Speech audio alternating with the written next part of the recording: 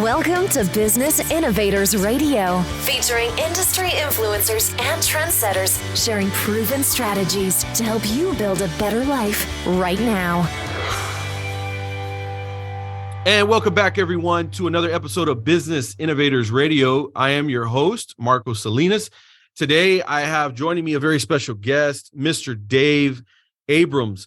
Dave is the team leader and agent of Abrams Real Estate Ties team, and that is with Phyllis Browning Company here in San Antonio, Texas. Dave has been a real estate agent for a little over 3 years now.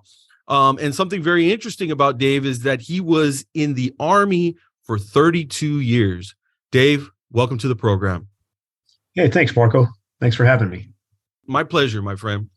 So we're going to talk a little bit about you today and what you do and who you help. And I think that there are going to be some listeners that will benefit greatly from this information that you're going to share with us. I think obviously people are always looking for a real estate agent because buying and selling a home is something that most people experience. The thing is that there are a lot of real estate agents out there.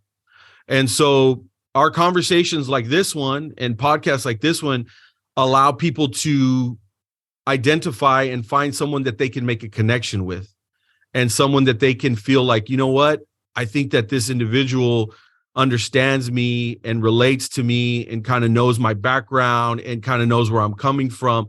And so that's what we're going to be talking about here today, Dave, is we want to know a little bit about your journey.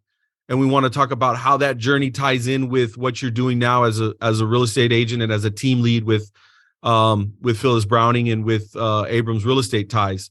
So my first question for you, let's dive in. First question for you, Dave.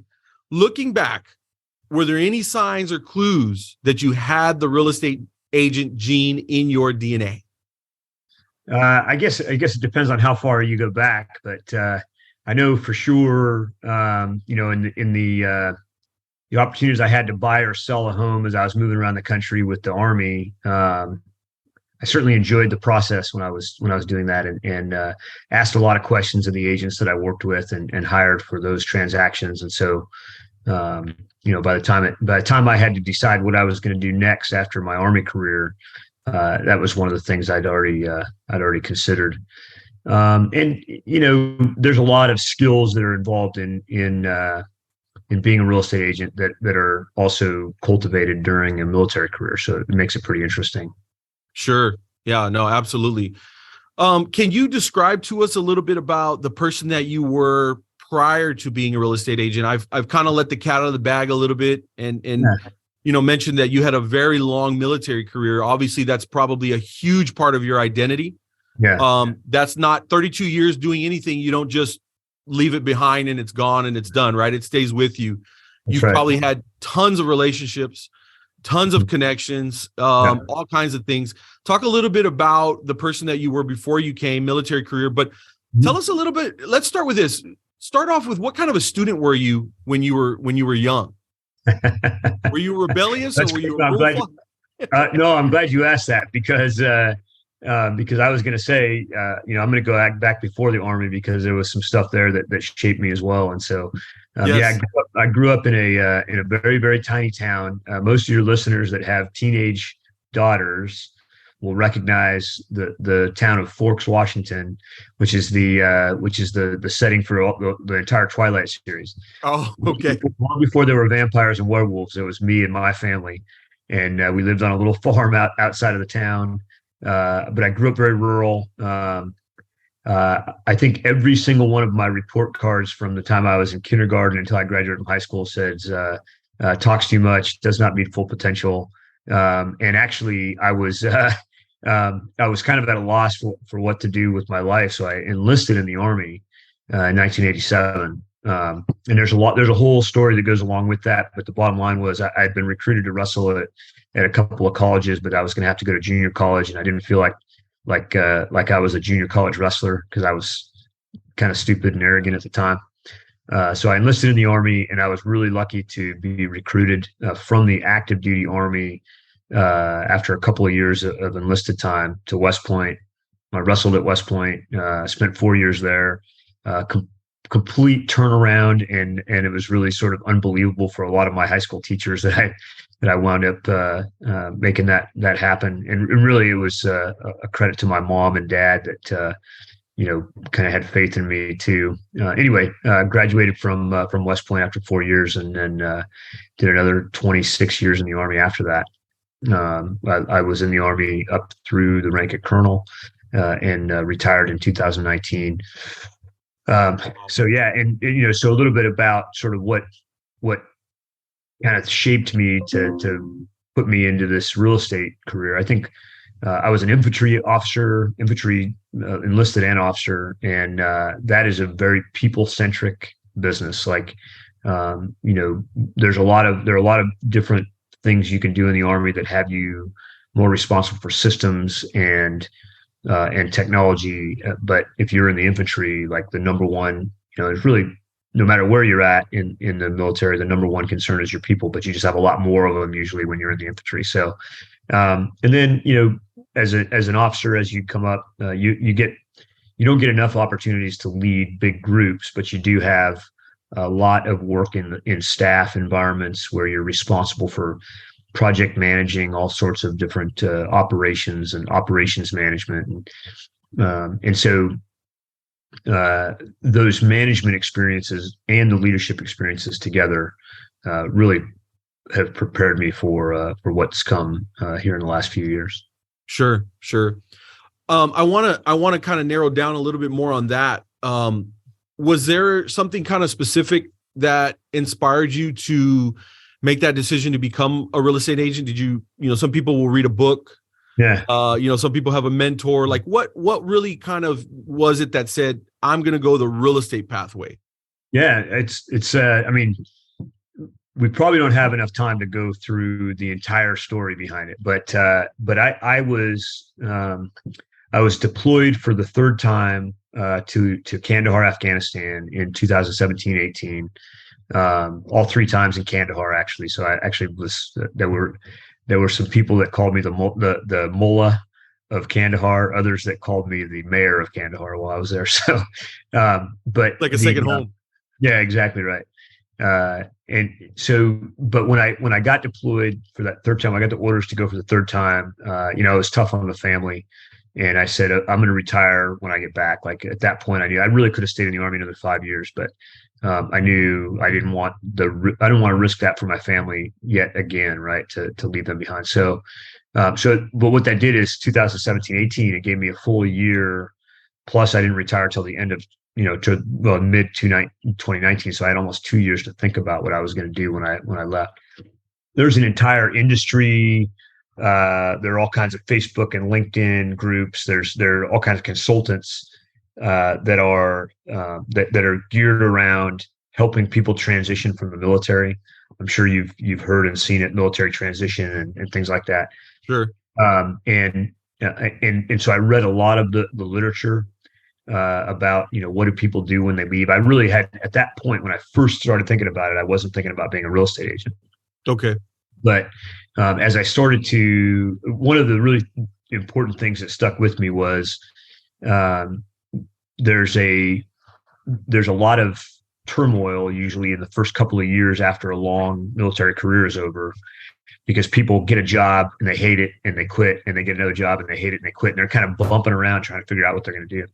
Sure. So I studied that a little bit, and I tried to figure out what was causing that, and I realized it was really about the lifestyle you want, the purpose you have, and the way people view you. And to me, that I started to think more about, okay, what are the criteria that guide me? I wanted to serve. First and foremost, I wanted to continue to serve, but I wanted to get away from government because that's a 30 years, in the government is a long time. And really, I wanted to get away from the hierarchy that other people imposed on me, because, the military's got there's a lot of great things about the military. I go on forever about what I learned and the traits I bring with me. But one of the things that I think most military folks don't realize while they're in is that there's so much more potential they have if they can just speak and act freely and instinctively to doing the things that, but you get so wrapped up around, well, what is the boss going to think? What is the colonel going to think? What is the general going to think? And those sorts of things that it kind of stunts your growth in a lot of ways. So that was autonomy, service, and then the ability to sort of be rewarded for the amount of work I put in. Those were sorts of the things that guided me to make the decision to become a real estate agent. I actually looked at buying a franchise instead. I almost became the San Antonio mosquito hunter. Oh, that was one of the franchises I looked at. Sure. And then there are plenty of those in San Antonio. Yeah, there are a lot of mosquitoes, Yeah. And so I almost bought it, but then I realized that I didn't, again, even though you're an independent business owner, you're still beholden to the franchise. I didn't want to do that. And everybody's got a boss somewhere. I just prefer my boss be my clients, Sure. And so, and then I looked at the city government just because I think San Antonio city government is pretty cool. But in that regard, like, I'll give you an example. As an Army officer, I was responsible for, at one point, every document that went in front of the commander, who was responsible for all of the military, not just Army, but all of the military in South America, Central America, and the Caribbean, and everything that went in front of him, I had to read and be able to brief him on. Wow. And so I applied for a job as the operations manager of the Alamo Dome, which I thought was actually, something I could do just based on my previous experiences. But because I'd never managed a sports facility, I was told, you're not qualified for this job. Yeah. And so, and there's some truth to that. I'm not going to say I could just sit down and do it, but with all the other experiences that most of our military members bring, there's a lot of things they could do that they just don't get considered for. So I decided, okay, I'm not going to, again, kind of jump into the middle of some hierarchy that then puts a false ceiling on me. And that all of those things led me to real estate. Because I can look at more autonomy. I can grow a team the way I want to grow it, learn from the best in the business here at Phyllis Rounding Company. And then, around the world, there's obviously a lot of great real estate mentors and coaches and things.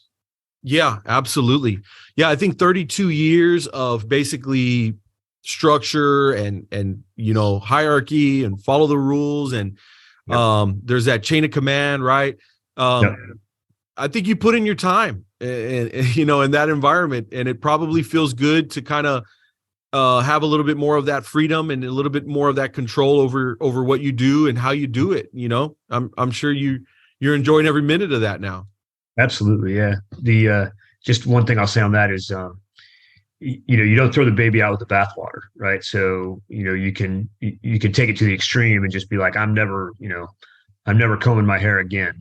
Like, you know what I'm saying? And I am growing a beard, right? I'm growing a beard because I couldn't grow a beard for 32 years, but I still get up every day, work out. I'm trying to get better at blocking my calendar. The things that made you successful in the military, you carry those things with you, and they will make you successful anywhere you go. Certainly. My opinion. I agree. No, I agree 100%. And I think we've all seen and know people that prior to joining, it was like, you're kind of a mess, man. And, and then after a few years in the military, they pick up some really good habits. They absolutely do. They got discipline. Yeah, exactly. So it's certainly not something like it's all bad or anything. It's just, there is a whole lot of them telling you what to do. And that's just, this is just a different ball game when you're able to take that discipline, but then do what you want with it, right? Kind of the best of both worlds. So I think that's great. Dave, what was the reaction from your family, from friends, once you let them know that you had made this decision that you weren't going to be the mosquito guy, you were going all in on real estate? Yeah, it's funny. So start with my wife, Carolyn, who is a wise woman. She was like, that real estate agents work mostly on nights and weekends, right? I said, well, maybe someday I'll be able to back off from nights and weekends. That hasn't proven to be the case yet, but but we can still. I take time when I want to take it, and I just tell folks, hey, the next 4 days I'm not doing any work, but for the most part, yeah, it's a lot of busy time. It sure so beats. That was her reaction. Yeah, it sure beats Afghanistan. Yeah, that's right. That's right. At least I'm sleeping in the same bed anyway. So exactly. Yeah, and then my folks were excited. Like, one thing about my folks, and my mom passed this year, but my dad still, both of them have always had the faith in me that I would do well, whatever I did, even when I was the worst possible student in high school and had run away from home for months on end and those sorts of things that, that crazy kids do. They still had faith that it was all going to turn around, and because what they saw in me more than I saw in myself at the time. That's awesome, man. Yeah, that is absolutely awesome. What about your friends? Yeah, I've been very supportive and excited and have been really the foundation of bedrock for what's become my business in a lot of ways. Yeah. And it's been great. That's fantastic.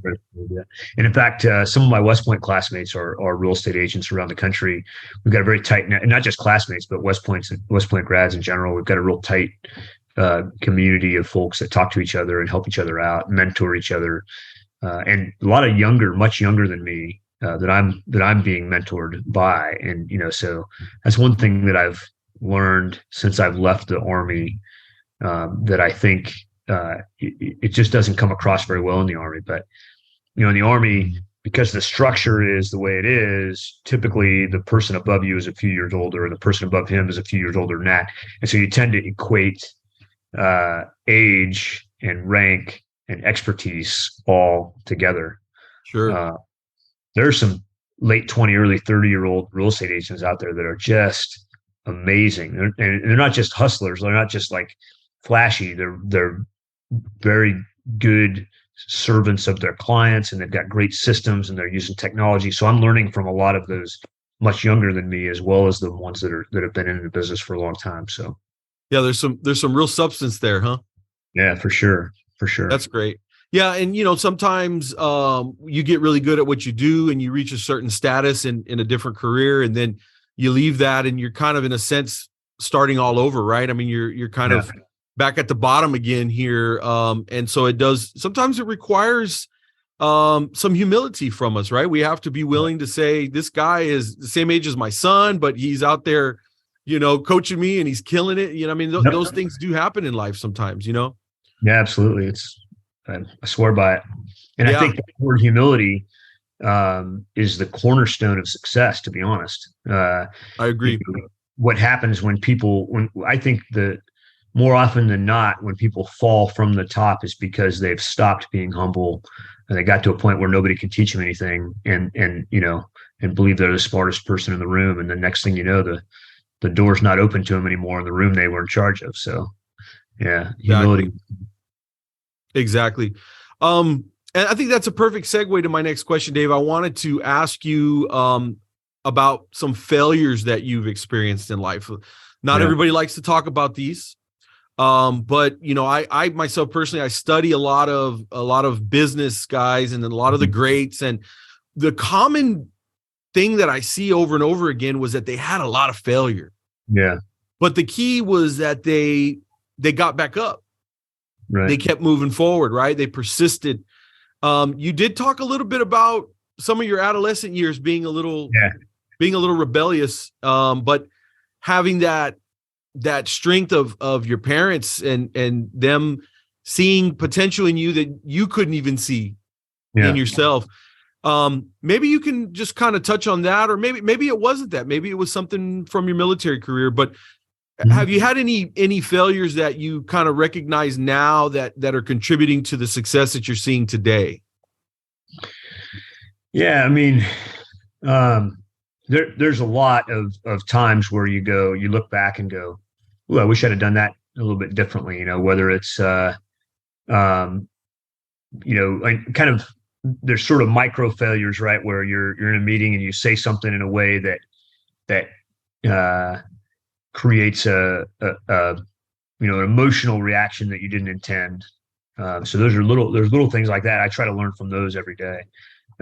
Major failures, I had a failed marriage in life, and that I learned a lot from that about relationships and being a better human being, and also managing my money and those sorts of things.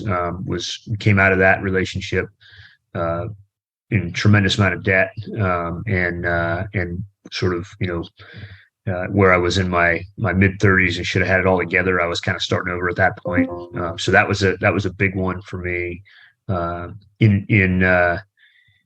I was kind of getting towards the senior ranks in the Army, there were a few things where I think if I'd have managed my relationships better in the Army, I might have, I almost didn't make it to full colonel. I actually got passed over for promotion, which, I mean, in a career in the Army, to retire as a lieutenant colonel is extremely successful. To be able to stay in and get promoted up to where you can retire is a successful career no matter what. So, but I had some pretty high aspirations, and then just through a series of kind of not being diligent about what jobs I was willing to take and that sort of thing. I mean, it's hard to explain unless you're a military layperson, but there's certain things that you have to kind of make sure you do, keeping your records straight and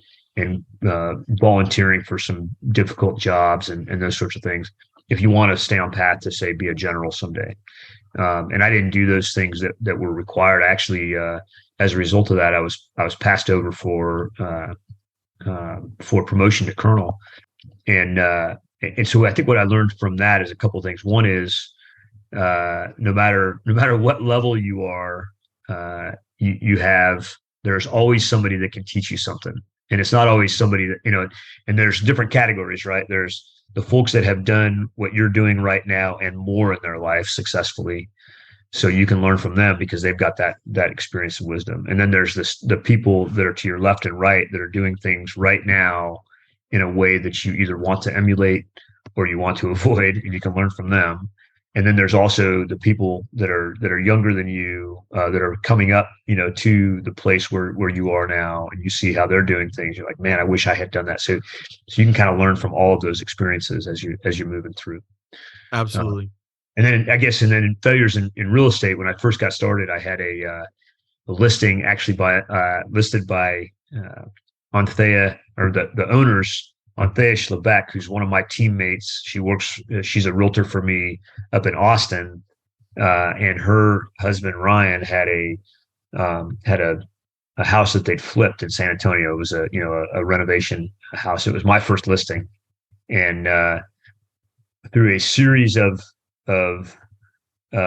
just learning, it took us in a market where the market was on fire. It was this is 2019, 2020, 21. This is really late 2019 when my first listing. I was first licensed. It wouldn't sell. We had 150 showings and no contracts written on it. Wow. And we kept going in and fixing little things. So every time, and then we would get more showings and the feedback would change.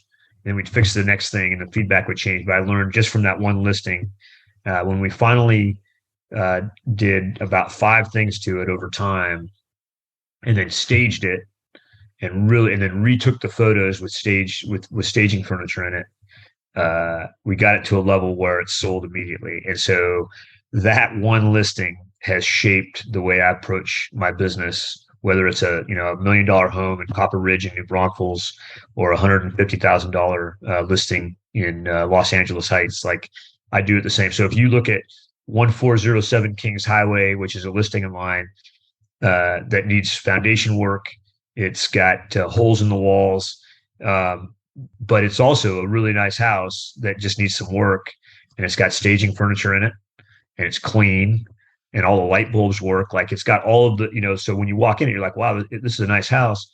We just need to do a little foundation work to get it up. But a lot of people don't do that because, well, it's just a little, it's an investment property. What do I need to stage it for? You want it to look the very best no matter what. And so anyway, that's probably a little bit more than you were asking, but no, that's all right. No, that's really good.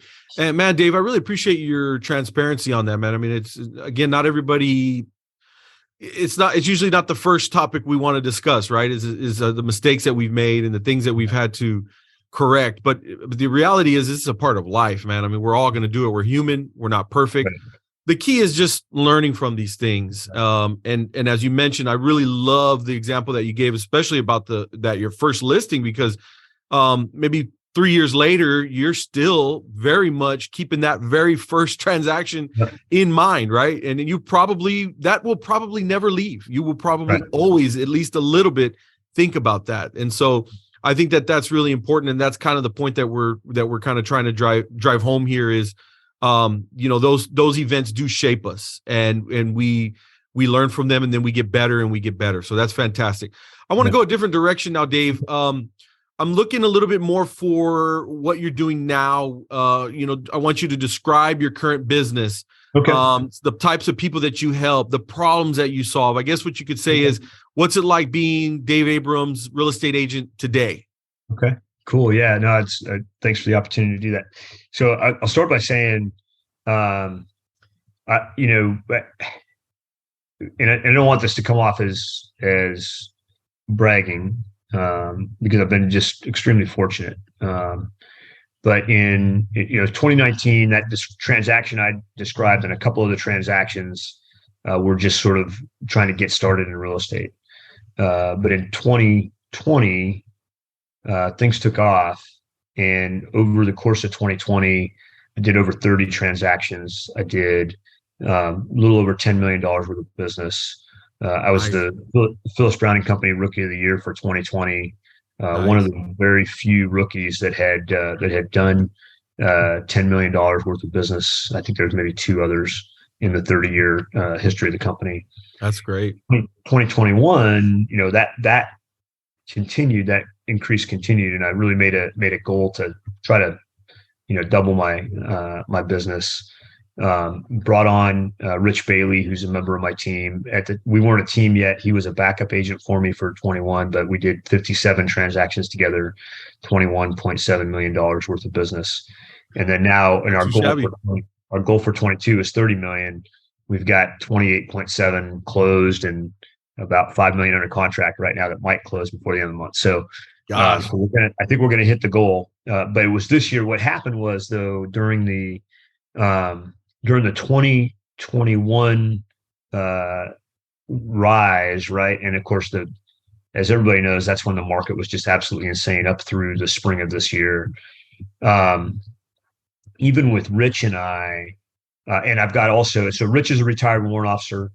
And then also brought on Danielle, who works from Columbus, Georgia, the home of Fort Benning, the infantry, the maneuver arm of the, anyway, anybody who's an Army person that knows what Fort Benning is all about.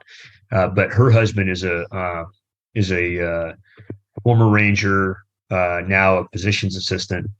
And he was an infantryman as well. And Danielle's a active duty spouse with 3 kids, but she does all of our back end stuff. So she does kind of personal. She's a licensed agent as well, but she does personal assistant stuff, and then on all of our transaction coordinating, and she can do that from wherever she's at.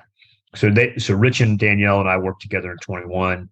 But even with the 3 of us, we realized, like, once you get over 50 or 60 transactions in a year, like, you need to be able to put different people in charge of a group of transactions, because otherwise individual clients don't get the kind of care they need. So that's when the Abrams Real Estate Ties team was born, was coming out of our sort of lessons learned from 21 and realizing we wanted to make sure that that we had the right level of care for people. So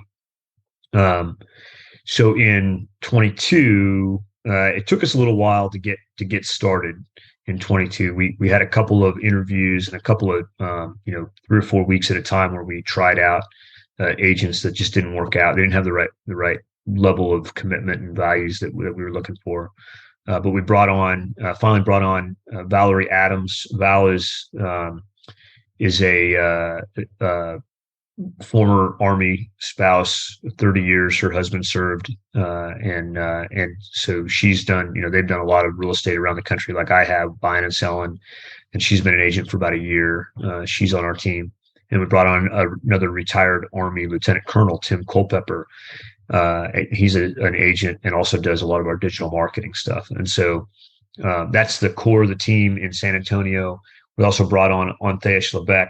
You're probably going to see a little bit of a trend here, but she's a former Army officer and a veteran with about 10 years or plus or minus in Expedia as a tech exec before she decided to go full-time real estate. So we're all right now, and I've got a couple other folks. I work a lot with Amanda Rivera. She's not officially a member of the team, but she's just an incredibly great agent here in San Antonio that we work with on Phyllis Brown and Company as well. And she's the only one that's not military connected, but she also helps us out with a lot of other things that, just understanding, from the non-military side of things, when we're talking to people, if we're coming off as, as less sensitive or whatever, so it's good to have, that feedback for us all the time. So in the process of forming the team, I've always, I wear a bow tie whenever I close a deal. I actually did a video interview that's on my YouTube channel that explains why I wear the bow tie. But in short, it's a symbol of respect for my clients. They've just done this massive, the biggest transaction or some of the biggest transactions they'll do in their life, unless they're doing mergers and acquisitions for a big company or something. And so because of that, the bow tie is sort of the level of concierge or like a maitre d', right? I'm serving them and I want to make sure they understand that. I love that. And then, but it also is a callback to, so the hashtag is I only close in bows, hashtag I only close in bows on any social media platform. And I think I might be the only one that uses it. So you'll see a lot of stories, that I do, things I talk about on social media. But then the other thing that we did is we decided that the logo should have our values in it, and the most important thing in any position like this is trust, right? You want to be able to build trust with your clients, with the people that you're going to serve. And then how do you build trust? Well, it's actually looking at our acronym backwards. So you serve, you're an expert, and you have integrity. And if you serve, you're an expert and you have integrity, you're going to have the trust of your clients. And so that's the TIES logo, TIES, is trust, integrity, expertise, and service. So that I kind of went off of the I think the line of questioning there, but that's sort of what brings us to where we are today now with 5 active agents, plus a full-time admin on our staff. We're doing, anywhere from 3 to 7 or 8 transactions at any given time, depending on, whether it's peak season, which is about May through August, or now I think we've got 4 properties under contract at the moment. But we're full-time. We're always available for folks who are interested in real estate, whether they're ready to buy and sell right now or they're thinking about it for the next year. So we make ourselves available. All of us are committed to doing this for the right reasons, which is making sure that our clients are taken care of and that they get, to me, a successful transaction is not whether or not it's closed, it's whether or not it's the right fit. And I think, all of us feel that way. We, none of us are desperate to just close a deal unless it's the right thing for our clients. I hope that answered the question. I kind of got off no, that's all right. That's actually exactly what I was looking for. And you did a magnificent job of explaining it. And it sounds to me like basically, if I had to summarize, really your team is what makes the difference, right? I mean, the team is everything. And you've got that like-minded, similar mindset from y'all's military backgrounds. And it's very much I got your six kind of a, Right. kind of a point of view, right? You just moved it over and applied it to the real estate transaction into the client, That's right. making Exactly. sure. So Yeah. and so it's a really interesting. There's an interesting kind of trend, or not. I don't know if it's a trend, but theory I guess is the right word. Every transaction is a there's a group of people that are working towards a goal, right? And when there's a group of people working towards a goal, what's one way that can turn into chaos if there's no Leadership. exactly.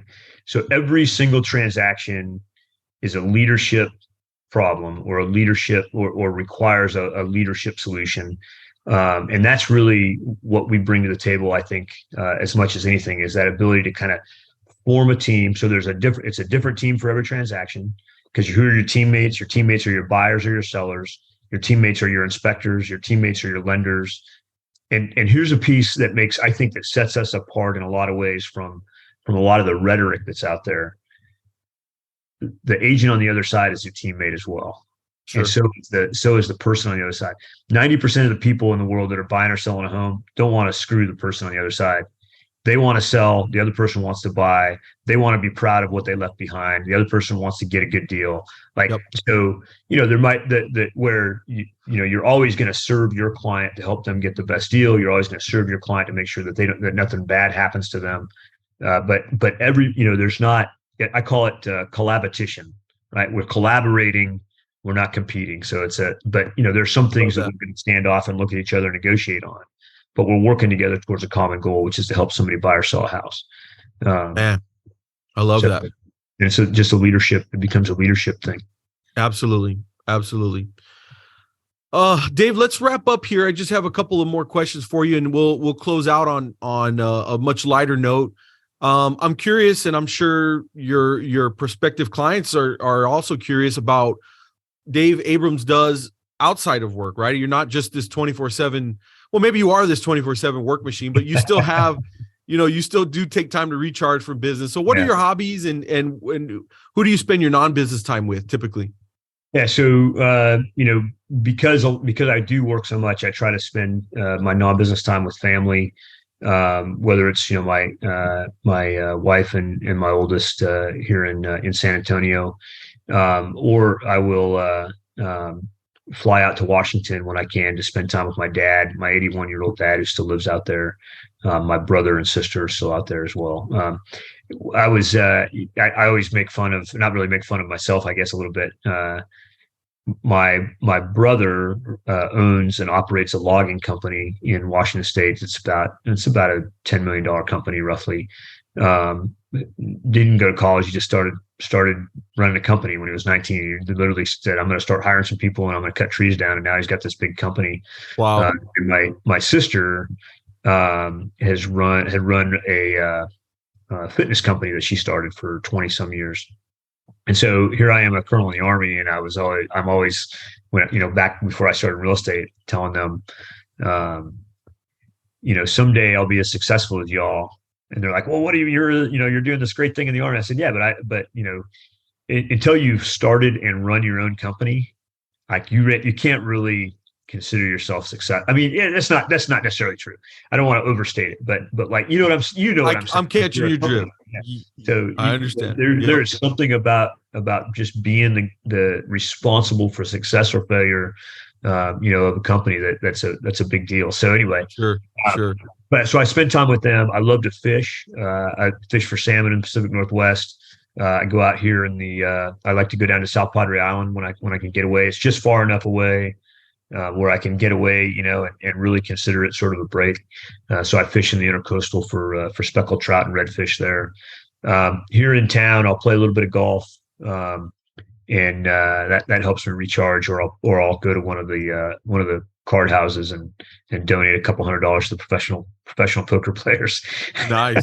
Because I don't go enough to be good enough at it. But that's one of the few things that I'll do that's sort of out by myself.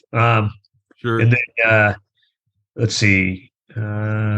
I think that's pretty much it. Yeah. The as far as the fun, I love to spend time with the family though.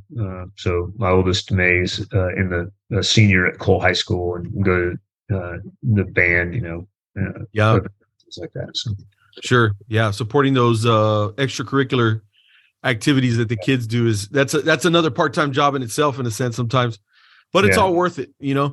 Let me tell you what I forgot too. So Sure. some charitable organizations that I'm part of. So I'm a board director for two different organizations. I'm going to give them a shout out.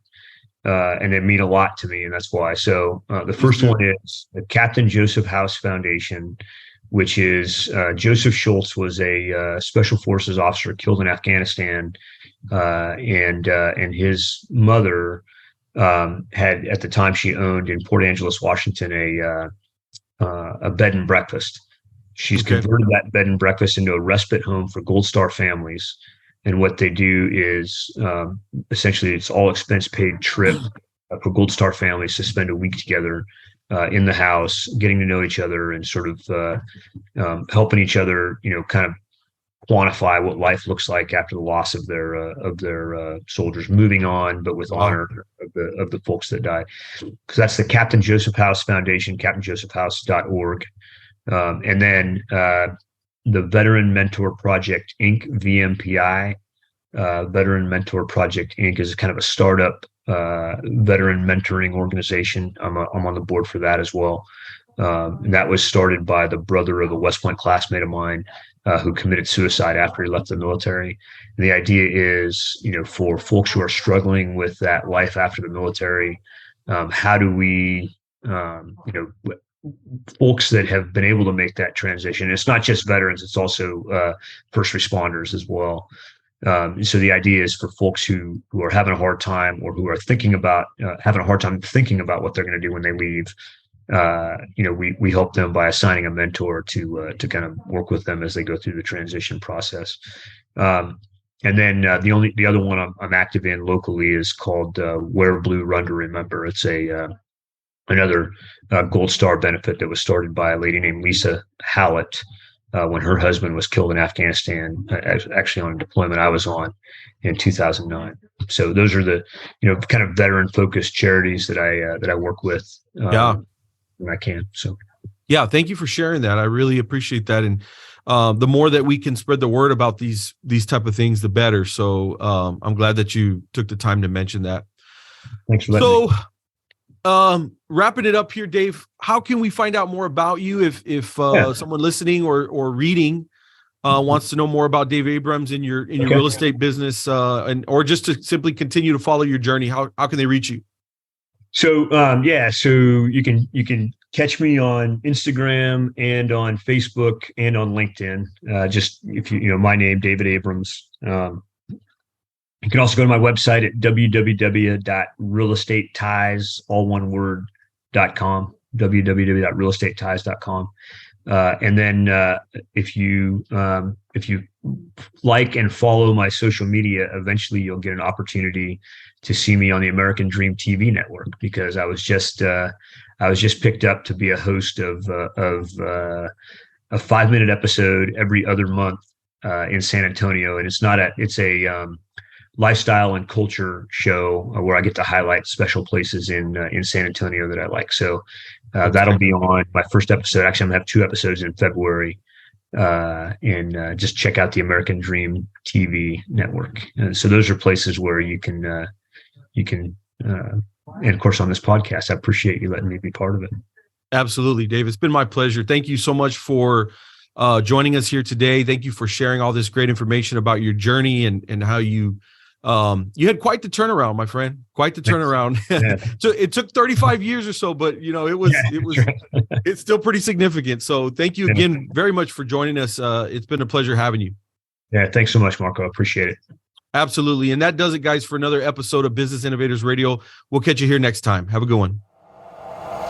Thanks for listening to Business Innovators Radio. To hear all episodes featuring leading industry influencers and trendsetters, visit us online at businessinnovatorsradio.com today.